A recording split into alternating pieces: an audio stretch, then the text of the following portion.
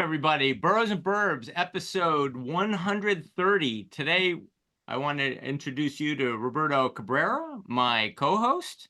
How are you guys? Upper West Side of Manhattan. Happy to come and to my you. special guests, David Melton, Christine Osterwalder, and Sheri Koones. And today we're going to talk about ADUs, accessory dwelling units. But before we begin, I'd like to hit share screen and show you, let's see, this is Boroughs and Burbs. You can like, subscribe, and share. This is our page on YouTube, and you can find all 130 episodes. I want to thank our sponsor, Grace Farms.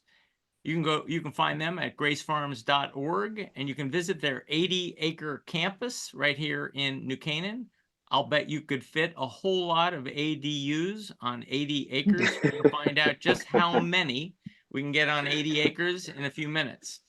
To support Grace Farms, you can buy their tea and coffee at sharegracefarms.com. And you can come to Grace Farms to their March 26 Design for Freedom conference coming up about sustainability in the building trades. Without further ado, let me begin with introducing my guest properly. This is Sheri Koones, and her book comes out this week called ADUs, The Perfect Housing Solution. That's the cover of the book. So when you go to your local bookstore or Amazon, there it is, ADUs. You'll see that it's right up there with Bigger Than Tiny and Prefabulous Small Houses and Sheri's other, I guess what, a dozen previous books, Sheri? Yep. Yes. Yep. And we should mention, books. I think this is Sheri's third. This is your third appearance in our program. Thank you so much. Awesome. Yep. It's just so much fun to be with John that I always want to come back. I'd like to also introduce, before I forget, David Melton. He is Business Development Manager at ATL ADU Company, expert on ADUs. Atlanta is one of the biggest growing markets for ADUs in the country, so we're going to get David's perspective. This is his website, ATL ADU Company, and we'll explore it in a moment. And from Unity Homes, we have Christine Osterwalder, Sales Advisor. And without further ado, I'm going to stop sharing screen and say, welcome. Sheri, why don't you begin? And why don't you tell us, what is an ADU? Why is it not just called a small house? Okay, so an ADU is actually a growing concept in this country and in Canada. It involves having a sleeping area, a bedroom area, and bathroom facilities. A kitchen area that can sustain usually people independently from the house. ADUs can be built independently on the backyard of a lot. They could also be built over a garage, and they can be built as part of an addition to a house. In my book, I attach with a separate entrance. Okay. And in the book that is coming out this week, I included examples of all of those because they're all possibilities, whatever is going to actually work for the particular house. Do you want to show some of those pictures now? We can. Okay.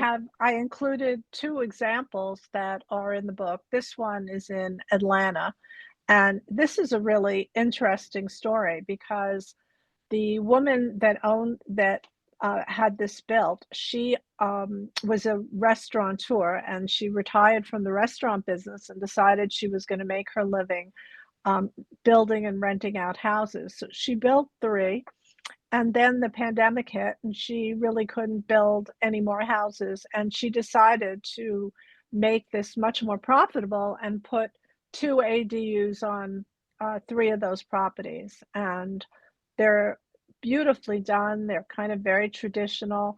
They include everything that you would need to live comfortably. Atlanta ADUs they do a really nice job. They have a bunch of examples that people can choose from, and they're very efficient at building ADUs. And Can I order this particular design from Atlanta ADU? I would ask David that, but I believe you could, and I believe they have several examples of ADUs that you could select, and it really cuts down on the time having another one designed. And their designs are really lovely. They have nice porches, and as I said, they have a nice traditional look, and they build them efficiently and very attractive. David, tell me, what will I find at Atlanta ADU? That's right. We do operate with a pre-designed model, John. So if you see our website, we basically have a small, medium, large ADU. And that particular ADU that Sheri was just showing is, if you go to the plans or the gallery there, is the K-Wood, the 2-bedroom, 2-bath model, which is 750 square feet. Which is it maxes out the allowable square footage in the city of Atlanta. City of Atlanta allows up to 750 by right, so we designed it to max that out. Is there a minimum that it has to be a certain size? I mean, because the one that we showed, the first one, that was sizable. Yeah. So is there go ahead. Yeah. So there's not a definition of a minimum size. But there are differences in what the city defines as an ADU versus a tiny home, when you see the tiny home shows and things like that. So it more comes down to, the differences in, there's all kinds of things. Like ours, as you can see here, is slab on grade, stick built construction, right? So it has all the major utilities. And so it really is just like there's no difference essentially that from a primary home other than the fact that it's just smaller than the average. What does that mean, stick built? You'll provide the plans, but I have to hire a contractor and he's going to go to my local Lowe's, Home Depot and buy the lumber and build it according to the plans? That's right. We might discuss modular or prefab. I'm sure Sheri has some examples of those. Stick built is just construction in your backyard. So we're building a house from the ground up in your backyard, as opposed to a modular build where an ADU might be built in another location and then shipped into the backyard. Mm-hmm. John, can you go to the one at the top? It was like the smallest one. I just want to see the dimensions again. Okay. Just where you were. I just was curious. Sorry. John, I just wanted to jump in and say there is a definition between tiny house and a small house. And when you use the word tiny, you're usually talking about a house that's mobile and it's not code compliant. All of these houses that you're seeing in my book and that are defined as ADUs are code compliant, and they are on a foundation and they're permanent. Tiny house indicates something that is not permanent, and so a lot of locations will not even allow a tiny house to be on it. I have a house in one of my previous books that's only about 350 square feet, but even though it's very small, it's not considered a tiny house because it's a permanent house on a permanent foundation. The homeowner just decided he didn't want to use a lot of the land. He just wanted a very small house and not have a collection of a lot of stuff. Okay. So I think there's a lot of confusion there. A lot of people think because it's small, it's tiny, but tiny is a whole other category and something that I don't include in my books, but it's a very popular concept. So with ATL ADU, I can get the plans and I can get the help, but I'm going to, in choosing a contractor and navigating the legal process of building an ADU on my property. Is that only in Georgia, or is that throughout the country? Well, we're just based in Metro Atlanta. That's where we operate, and then even more so primarily in the city of Atlanta. And our particular service is a turnkey model, so we do everything from start to finish: the survey, site plan, permitting, construction, project management, all the way to certificate of occupancy. So that is a unique differentiator of our model, as opposed to the average DIY route would be to piece those things together yourself, find an architect, find a builder, navigate the permitting process. We've just bundled all those things into one service.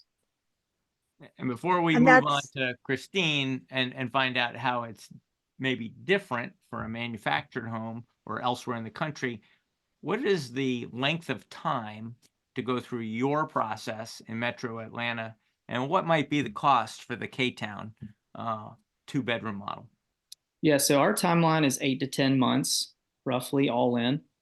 So that's 4 to 5 months for pre-construction, and then 4 to 6 months for actual construction, that stick-built construction we talked about.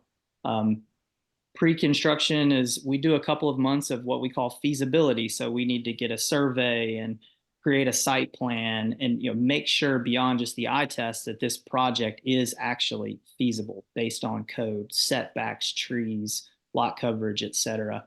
And nothing's a guarantee technically until you have a permit in hand, but we've never gone through feasibility and then not gotten a permit.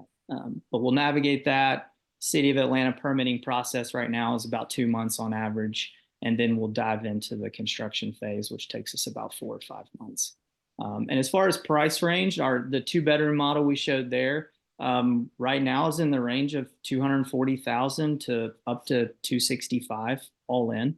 And it's, again, we are an all-in service. So everything from your permit fees, your design, the actual construction, that includes everything. So it's a little bit different than maybe a typical builder's fee, if that makes sense.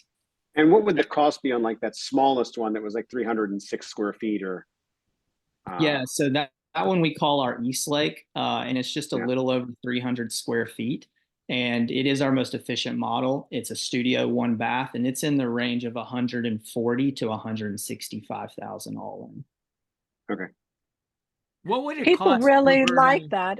what's- Incidentally, people really like having everything done for them because it can be very confusing trying to get through the system and get approvals. And by doing it this way, people don't have to deal with any of those issues. That's right. Yeah, we hear that a lot from clients that, the Molly, for example, who you referenced earlier, she would say, I have no interest in diving into the permitting process with the City of Atlanta, so I'd much prefer you guys take that on, or I don't want to have to manage a builder every day in my backyard. And so our clients could be out of state. They could be an out-of-state investor, for example, and we're managing that process from start to finish for them. So Christine, how is your model different? Tell me about Unity Homes. I'll pull it up on the screen. So we build with a partnership model. So in other words, we do a lot of the work in-house, like as David was describing, the permitting, the design, preparing the drawings, etc. However, we do partner with those local builders for the site prep, and then also to pour the foundation and then to finish the home out. And that allows us to work in a wider area because we don't have to send crews all over the place. So what we're doing is we're trying to optimize by having the quality in-house through the factory with high performance walls that save energy month after month, year after year, but then also have that flexibility with a local builder who's going to provide warranty, service for your roof, your windows, everything, the whole build. So I noticed from the map on your website that it looks like you're all up and down the East Coast. Yes, we are primarily in the Northeast and then down to the Mid-Atlantic. We've gone as far south as North Carolina.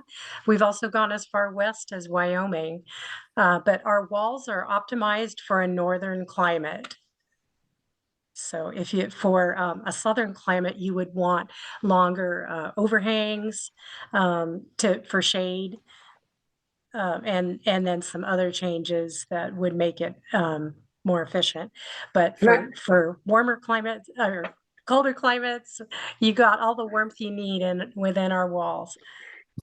considering the heating and cooling of such a place, especially these like really small ones, where you wouldn't need that much power, but yet that equipment can be quite expensive. Is there any where these are actually drawing from the power or the heat or the air from the main structure on the property, or are these completely independent? I think you can set it up however you would like. So if you're going to do, you know, you can have a separate power meter, or you can run off the main structure.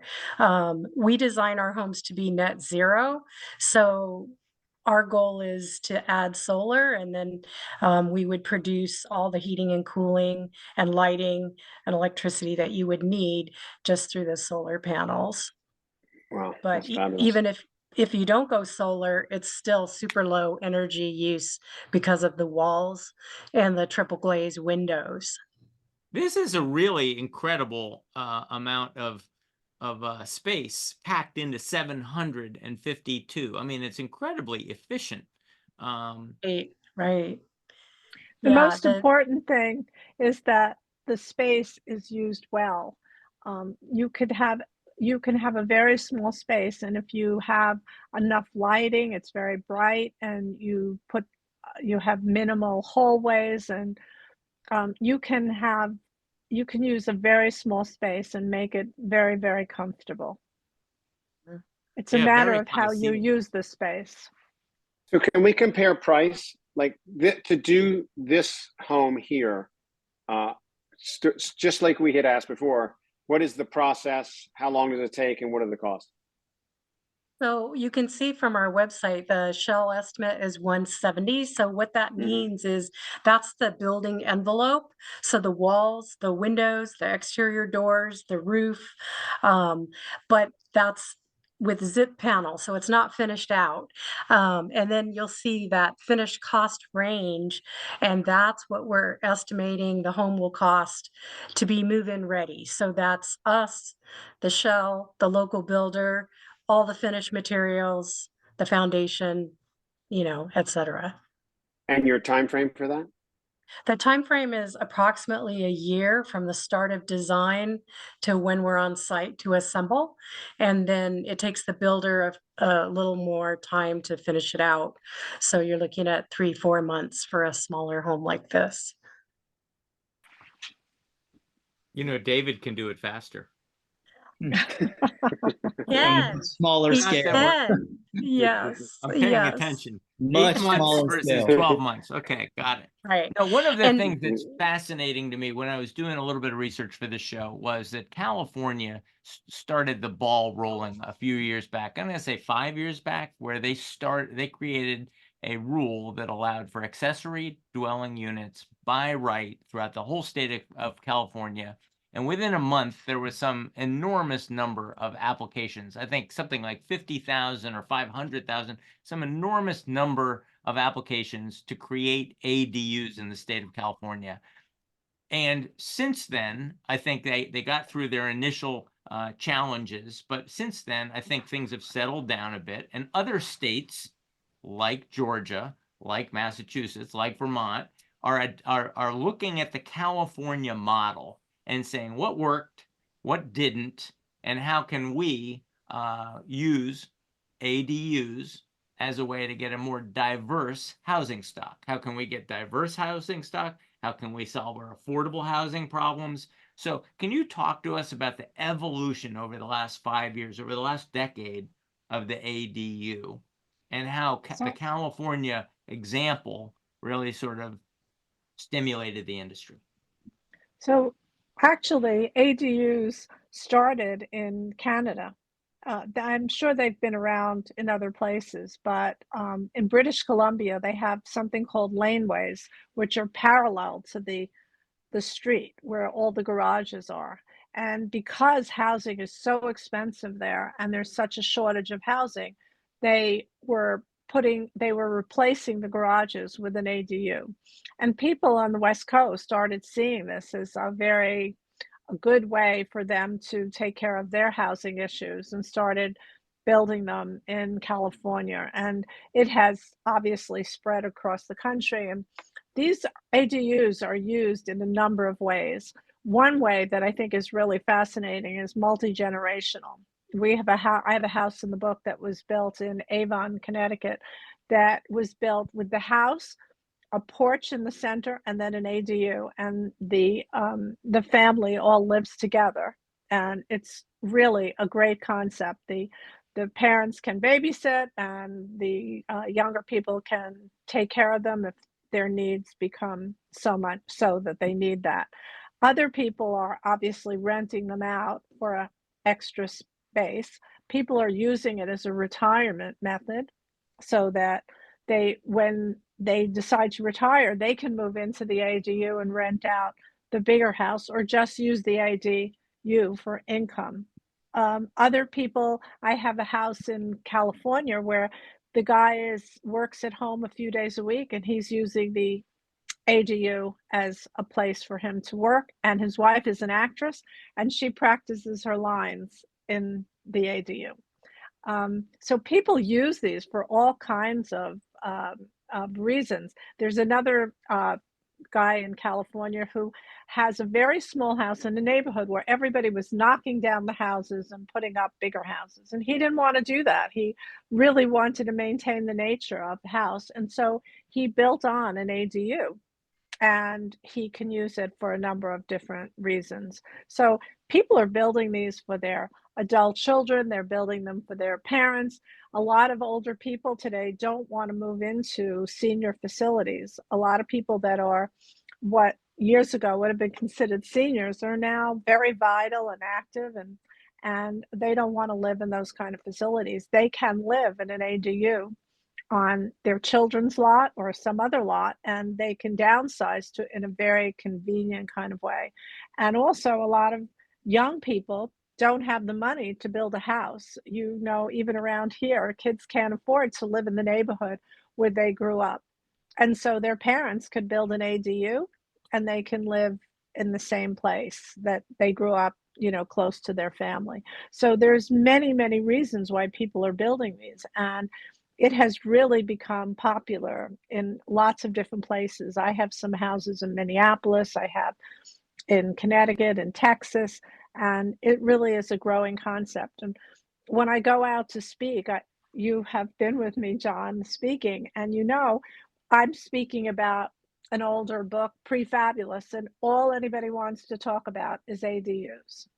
I've always had, for One the of the last big 4 books, I've developments had them. in California was they began debating the owner occupancy rule, meaning the ADU, you can build an ADU, but it has to be owner occupied. That was debated, and that rule was now permanently put in place that it no longer do they have to be owner occupied in California. They went further this year and said you could even, in some cases, condoize, which means you can split the ADU off from your main house and sell it separately. And I think that these kinds of innovations in the ADU regulations have caused ADUs, which were for my family only, to evolve into being an Airbnb strategy, a rental strategy, a long-term rental strategy, or even a investment strategy to actually build it and sell off that part of my property.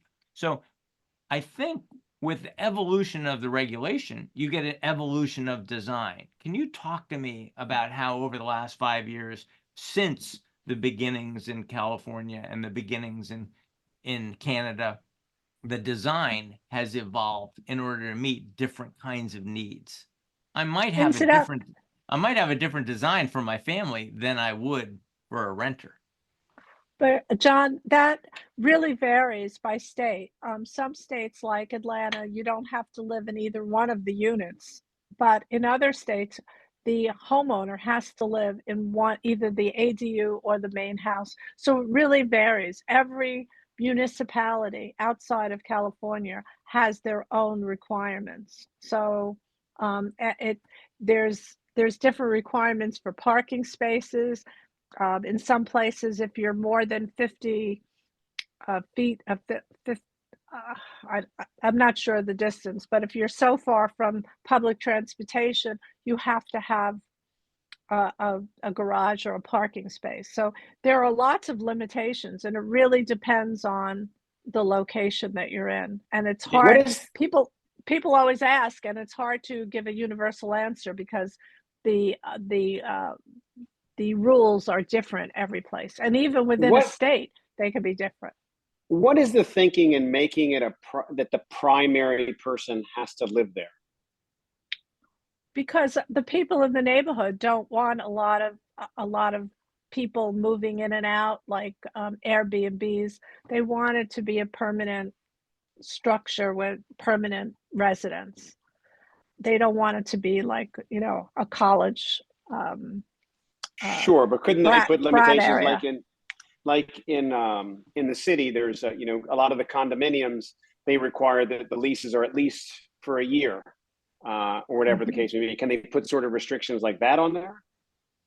I think they want somebody that's going to be watching over and making sure that the property is kept up well.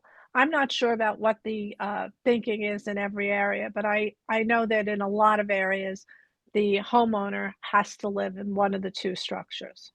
Dave, I could Christine. give a couple of examples Yeah. here in Atlanta, just real quick. So, City of Atlanta, which Sheri referenced, you can rent both the primary home and the accessory dwelling unit. So it's more investor friendly. We work with investors in the City of Atlanta, whereas DeKalb County, one of the larger counties in Metro Atlanta, just to our east, the homeowner has to live on the property. So that all but eliminates really investors from being able to build an ADU behind their rental property. And then, Roberto, to answer your question, City of Atlanta does have, it's not a zoning ordinance, but it's a city ordinance that regulates against Airbnb rentals within an accessory dwelling unit.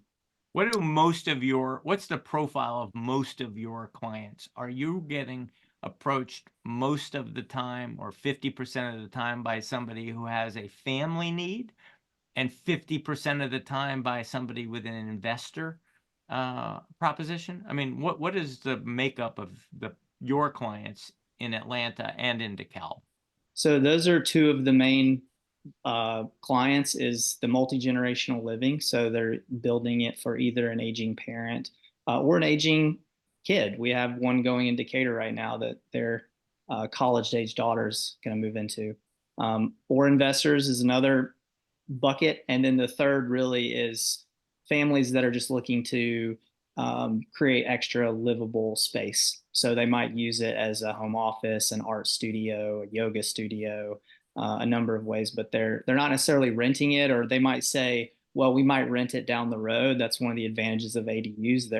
We've heard them referenced as the Swiss Army knife of housing. They can be a lot of different things through various stages of life. So you may not want to rent it now, but you might 10 years from now.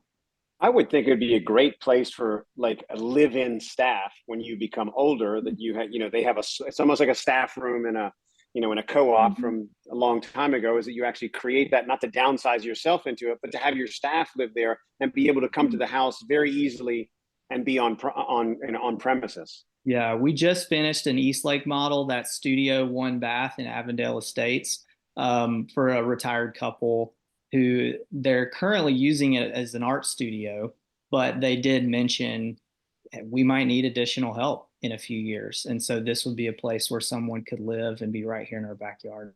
Makes a lot of sense, but takes a lot of planning too. And unfortunately, most people, we don't think that far down the road. Sure. So Christine, what are you seeing? How's it different up and down the rest of the East Coast? I think you're in Massachusetts right now. Right now, yes. For us, it's mostly homeowners who are looking for additional space. It could be for family members who are coming to visit sometimes, or maybe they want to make the switch. They want to live in the ADU and they want to finance their retirement. So they're renting out the big house. And occasionally, yes, it's also the caregiver model where they're looking for a place where a caregiver could stay if they stay in the big house. And you could do this. Incidentally, The same I'm thing sorry. with the a basement, finished walkout basement. Sheri mentions that in her book, that you can do it within a larger structure as well. Mhm.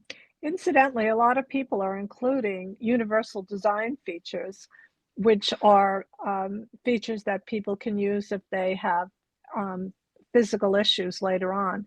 And a lot of people are building them so that if they decide they want to live there later on, that those features are already incorporated into the ADU. I'm fascinated by the fact that you said basement. Really? How many people are building a basement under these? Because it occurs to me, one of the key in the California code, you are limited to 800 feet and 16 feet high. And if you need Right. more space, it occurs Well, to me that you might build a basement. Is that allowed? Well, it wouldn't be within the ADU. I'm talking about like with our larger homes, sometimes instead of building a separate structure as an ADU, they're building a home and then they're doing a really nice finished walkout basement, which becomes a separate apartment for guests, for caregivers, etc. So none of these ADUs have basements. No. Where do you put the utilities? Where do I put the compressors? Where do I put the air conditioning? I only have 800 feet to work with. Where do I put all the stuff? Yeah. Well, we in our designs, we either have a mechanical room or we use a space above the kitchen or someplace where the hallway, wherever there's a flat ceiling, and then those mechanicals would go up there. So they're still in conditioned space, but they're out of the way. And is Speaking 800 about feet the universal limit, or is it different in different states? It's different in different states. Some allow up to 50% of the main dwelling. Some have a fixed square footage, like the International Residential Code 2021 version. 1,200 square feet is the max for an ADU. So even if you have a very large property, you wouldn't be able to build anything more than that. So we David, being in concentrate. Atlanta, sorry. I'm sorry, Roberto. No, Oh, so we I was just, concentrate on that 600 square foot to 800 kind of that window. And we do have larger ADUs too.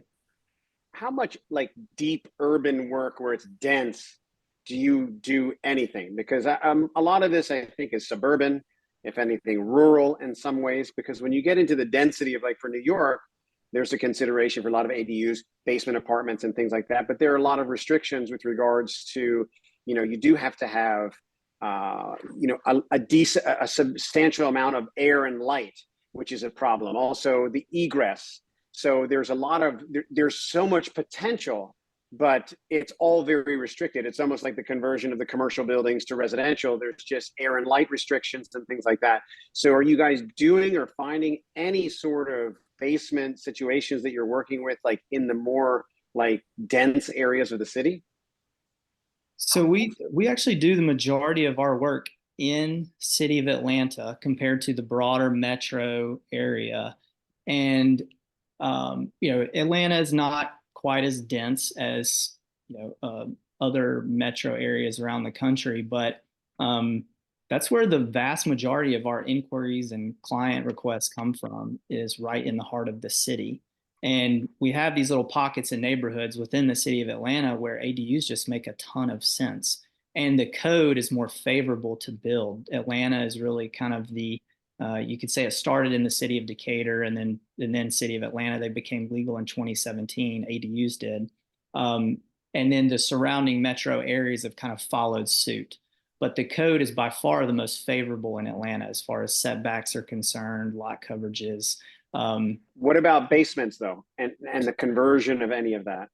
Well, we don't actually do conversions, our company. Yeah. So, and then there's all kinds, as we've alluded to, there's all kinds of different codes around attached ADUs and where they're legal, how you can do them. Illegal attached ADUs are happening all the time, right? I mean, people converting their basements, their above garage rooms. I mean, it's everywhere, right? So they're definitely happening. How often they're getting permitted, I don't know. But yeah, sorry, we don't focus on that specifically. We're only building detached ADUs. Sure. Right. I didn't And we, actually see any basement ADUs that I found in my book, but a lot of them were attached, and there was a conversion from a tough shed to an ADU. So that was one of the few renovations that I saw. But these make a lot of sense close to town because a lot of people are working in town and they can't afford to live in town. So this is an opportunity for them to live close to town, and if it's particularly if it's close to a train station, and they can just hop on a train and be at work. So a lot of these are in the periphery of big cities. Now, Sheri, I think you sent me some photos. I've pulled it up, one on the screen here. This looks like a series of 3 similarly styled ADUs all next to each other. Is that what this is? those Actually, are, Christine sent those to yeah, you. Oh, okay. yeah, these are some of ours. So this is our nano ADU that was used for workforce housing down on the Cape. So it's a similar situation to what you're describing, but in a vacation location, housing is also often not very affordable. And so this homeowner had land and she wanted to build this workforce housing, and the community gave her all sorts of waivers and made it very advantageous for her to build these homes.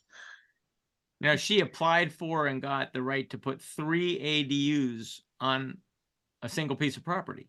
Yes. And she went to town hall and asked for this and said, I'm going to make workforce housing because we need workforce housing. Was this in response to a storm or an event that we suddenly needed, or was this something that the town asked for, workforce housing? How did that come about? I'm not sure which came first, but it was part of her legacy, what she wanted to do to improve her community. So Mhm. she saw this as something for an immediate need, but also sort of a long-term goal that was important to her. Mhm. Mhm. There are So certain brilliant. communities that are offering stipends and different incentives for people to build ADUs and to rent them out at a low cost or mid cost for residents. And in some cases, they'll even help the cost of building the ADU. Now, this is the Zoom. This is the one we were looking at earlier. Tell me about That was this. the floor plan of what we saw earlier, right? Yeah. We Yes. saw the floor Mhm. plan. That yeah. Wow, So that's what should I sizable. notice about this? How do I evaluate this in terms of, what am I looking at if I'm evaluating an ADU or thinking about doing it for the very first time? Um, This was actually the Zoomette was actually a design that the company was doing as a full size house, and these people came to them and asked them if they could make it smaller and make it an ADU. And this is really a very livable house. It might be very small, but it has everything that you could possibly need. It has really a full-size kitchen, a nice living area, great bedroom area. It's really a very comfortable house, and it was built to be, as Christine had said, it was built to be extremely efficient. So Mhm. it's a great example. The homeowner actually is planning at some point on living in this ADU. So a lot of people have the incentive to build them with really nice quality materials and interiors, so that at some point they might live there as well as if they want to rent it out at the current time. They are living there now. Oh, Yeah. And then they are renting out the large house. So you do that for Airbnb, and then they also have their own children come and stay in the big house when they come to visit. Do the homeowners just add these to their insurance policies? Mhm. You would, yeah, They you do. would definitely want to, yeah. But I mean, it's not a separate policy. It's just something like I gotta, I have a third car, put Right. it on the policy. Exactly, right.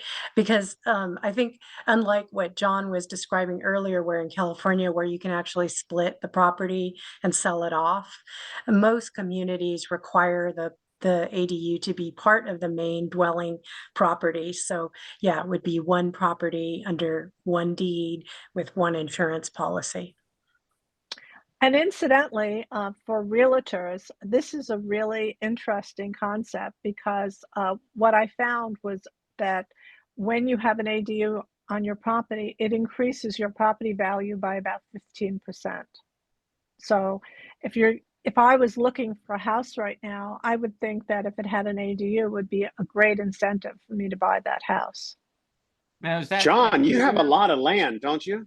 me? We could put several there.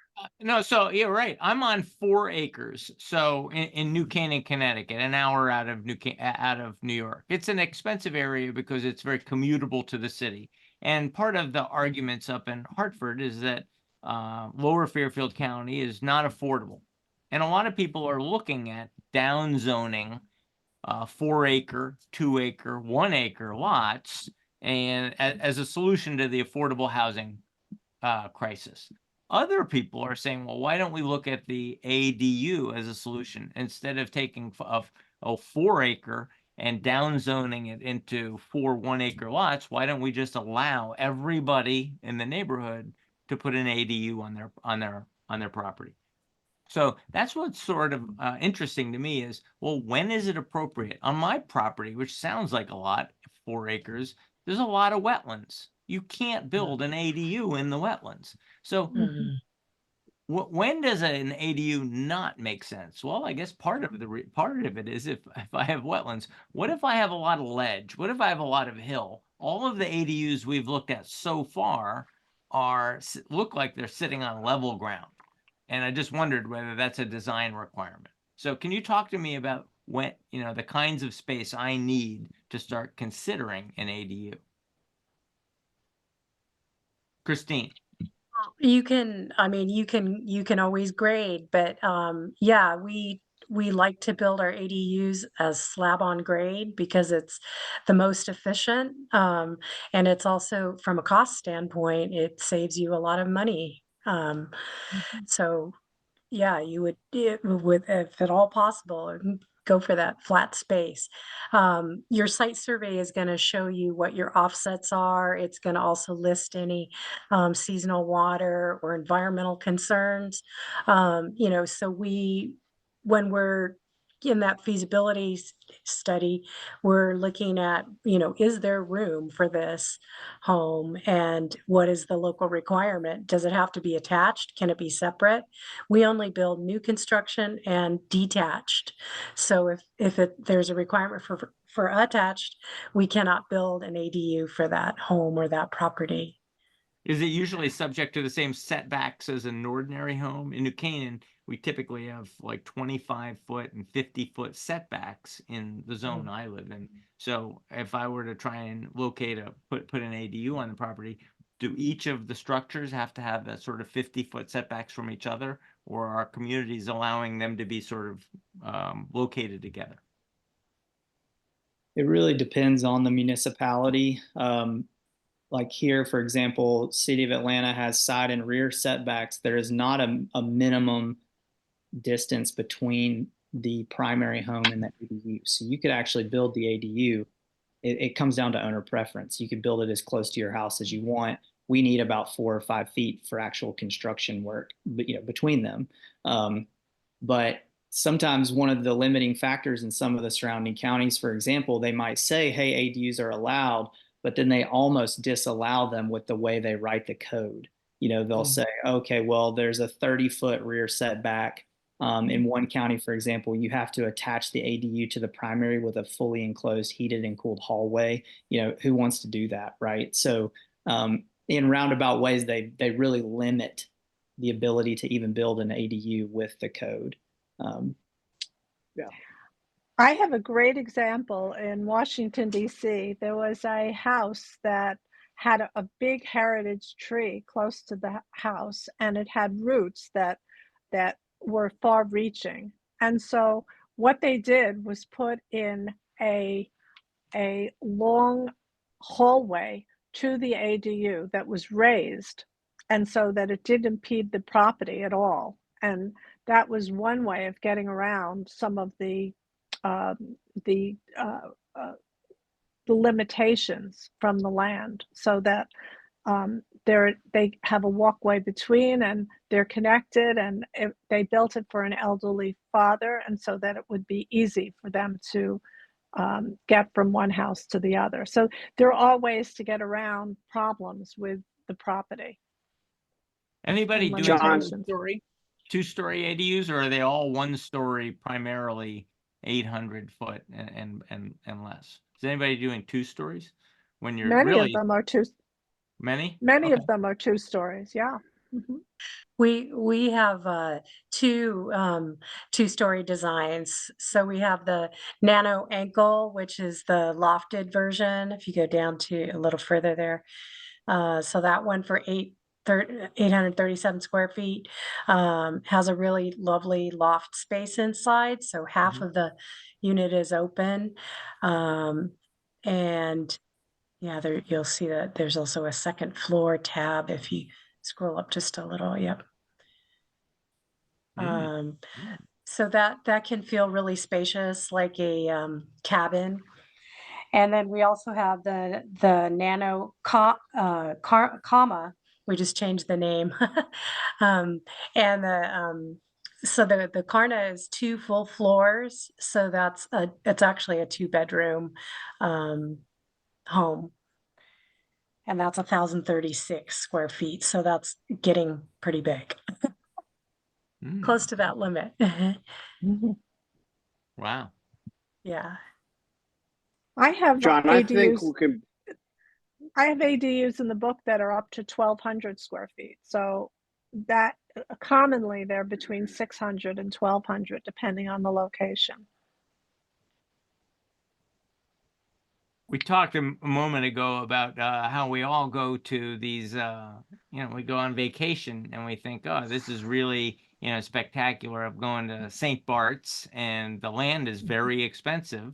And I just want a small place, on the beach. Are we finding that communities where it's difficult to build stick-built are basically looking at ADUs and tiny houses, and basically pre-manufacturing them, Christine, pre-manufacturing them and shipping them in, or are they still resistant to that? Because that's still, I guess, very progressive for some of these communities. Are we seeing that this is just primarily a solution for my property to handle my family, or are we looking at this on the Cape, in St. Bart's, and other, destinations, Aspen, for I can imagine this on a ski mountain, perfectly suited toward a week on a ski mountain, a week at the beach. Are we starting to see that in destinations?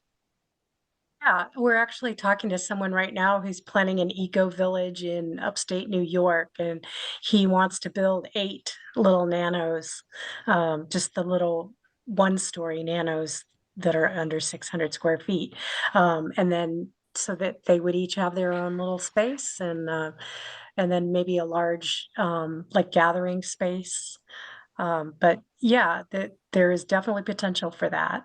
And also, cabins for camps, schools that are looking for faculty housing, or, tiny housing. I mean, we've built regular size homes for faculty's members at different schools. But yes, there's definitely opportunity. One of the tricky things with the modular or prefab building is the deliverability piece. You picture you literally you're craning them into the backyard. So it works really well in cities like Denver or the majority of California, parts of Texas. It does not work very well in Atlanta, where we have a lot of trees. We have a great tree canopy here. So we've definitely investigated the kind of what modular or prefab route, because you can, like I said, our construction timeline is up to 6 months. You can build an ADU in a warehouse in 3 days. So there are definitely advantages to it, but the delivery piece is tricky. And also the cost, it can seem on the front end like, oh, this is most definitely going to be cheaper if I can build something in 3 days. in a controlled environment rather than 6 months in a backyard. But you'd be surprised. We've done a lot of work to run the numbers when you start to factor trucking it sometimes across state, craning it into a backyard. That piece of the puzzle can get to be very expensive. I did not see a lot of modular ADUs when I was looking for ADUs for the book, but I do have several panelized and SIPs construction, as well as a kit house where all of the parts are shipped in and assembled on site. So there were a lot of those kind of things which work really well, and they do speed up the time of construction. And they are easier to construct in a smaller space, or like in a backyard. All right, we've got a few minutes left. I want to hear from each of you. I really want forward looking. I'd like some predictions. How is this ADU movement going to change the way we live? It occurs to me that a lot of people, a lot of municipalities are looking to ADUs to solve the affordability problem. We just talked about maybe it works, for my family situation, maybe it works in a destination, but most people look at the ADU as a way to solve our affordability crisis. Can you talk about whether that is actually happening in Atlanta? Is it happening anywhere else in the country? And we can look at this as a successful model that's going to continue to grow. Christine or Sheri, anyone. Okay, so I don't know that it is working in all areas as an affordability per se, but I think that there's a growing aging population and also a younger population that cannot afford first homes. My parents bought a home when I was a baby for $17,000. Today, people can barely buy a house in some areas for between $300,000 and more than $1 million. So this solves that problem of making housing available for that population. And it can be said to be affordable because it's more affordable than them having to go out and buy another house. So I think that I predict that this is just going to be a way of growing. There's been some pushback from some homeowners in different locations, but it is a real win-win for the homeowner, for the area, and I think it's going to just be growing. Another issue that's going on, like even in Greenwich, where I live, is that there's a lot of large buildings that are going up for housing, multiplexes. And I think that really changes the nature of the community. Whereas if you have an ADU, it's generally in the back of a house and people don't even notice it. And it really helps to maintain the nature of the neighborhood without putting in large buildings. So it is growing, and people are asking, more and more people are asking about it. John and I did a seminar at one of the local libraries, and everybody just wanted to know about ADUs. So it's, once people find out about it, they want one. I think ADUs are going to be part of the revitalization of communities because it's part of that missing middle housing thing and being in convenient locations. So I think when people can walk, there could be less transportation, so there's a lot of opportunity for communities to make use of this type of housing. Yeah, I agree. Just to reiterate, I mean, we not only do we need more housing, we need more housing diversity. We need various types and shapes and sizes of housing. And so ADUs just really check all the boxes. They may not be the solution to our housing crisis, but they're definitely a key piece of the puzzle because everyone has a backyard. Maybe not every backyard can accommodate an ADU, but it is urban infill and gentle density at its best. And we have this growing population of 1 and 2 person households. I believe maybe is the majority now. and we don't have enough housing types for that growing population. My wife and I have 4 kids, so we have a family of 6, but our family is not necessarily the norm or the average anymore. It's more and more 1 and 2 person households. So ADUs are a perfect option for that growing population. I also wanted to mention that people are putting ADUs above their garage. So even if you don't have a big backyard, you can add an ADU above your garage, and that also adds extra space that you might need, or even rental space. Roberto, you got a place out on Long Island. Do you see an ADU in your future? At some point, if they allowed you to build one, do you think you might need one? It would be more like a pool house more than anything else. But I just keep thinking about the one we're going to build on stilts on your wetland with a nice walkway so that I can stay there, because I got to work my way into the main house. So I'll just stay there first. But we got to work on you building that. I have 4 kids too, so you're right. I also am, it's a bit of a crisis. Where are they going to afford to be able to live? And so where am I going to stay? Don't worry about the kids. I don't worry about you, Roberto. I don't worry. All right, thank you. This has been another fabulous show. I think this is a tremendous subject that everybody in the country is asking about. And so I hope that people will find you at ATL, ADU, and Unity Homes. And I hope they'll buy Sheri's book and learn more about the subject. What's the name of the book, Sheri? ADUs, the perfect housing solution. I'm pulling it up on the and screen. it's out this ADU week. is the perfect housing solution. And the other thing I'll remind you is go to Boroughs and Burbs, tell your friends, like it, share it, get the word out about ADUs and this show, number 130. Thank you all. Thank you all. Thank you very much. And I hope thank to you do this for again, having us. part 2 next year, part 2, when everybody's got one in their backyard. Okay? It's a deal. Okay. Thanks, everybody. Bye-bye. Thank you. Bye-bye. Bye.